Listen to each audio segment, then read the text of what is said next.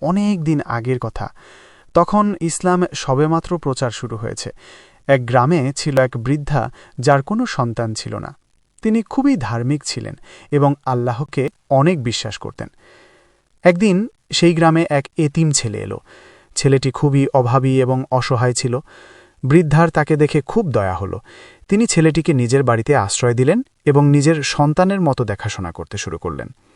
ছেলেটিও বৃদ্ধার প্রতি খুব গাঙ্গিক ছিল। সে বৃদ্ধার সব কাজে সাহায্য করত এবং তার খেয়াল রাখত।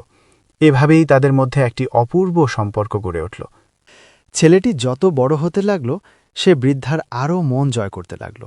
সে সবসময় বৃদ্ধার সেবা যত্ন করত এবং তাকে খুশি রাখার চেষ্টা করত।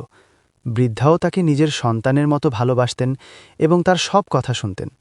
একদিন বৃদ্ধা অসুস্থ হয়ে পড়লেন।